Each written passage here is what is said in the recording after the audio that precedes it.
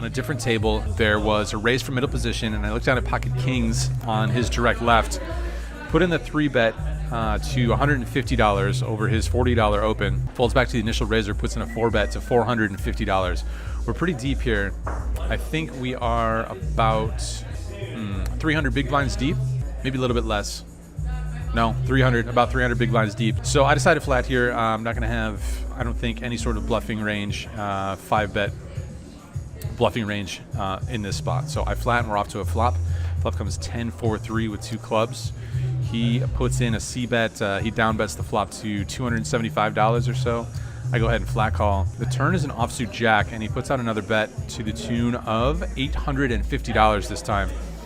Not exactly sure what's the best play here. I'm never going to fold, so it's a debate between flatting or just jamming to try and deny equity in this spot. I don't know how many flush draws he's going to have, but there will be some percentage of the time that he will have flush draws, considering I don't have the king of clubs in my hand. Ace queen is a possibility. Would be a disaster to see an ace on the river, and we don't really want to see queen on the river either.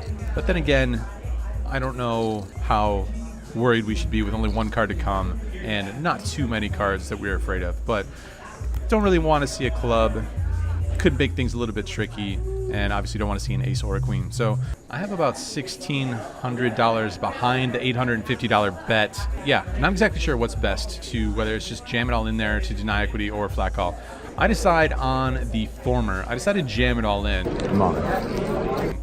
And the good news is that we fade the snap call. We would hate to hear him say, I call immediately after sticking all the money in there. Then we're in bad shape. My opponent asked me if I really have pocket jacks after he's thinking for a little bit, and that's a little bit worrisome because maybe he has aces and is worried that we have turned a set. He's deep in the tank thinking about it for a very long time, and he eventually has the clock called on him. So time is ticking down after the floor man comes over. At the Commerce, they put a little clock on the table, so I'm just sort of watching the clock.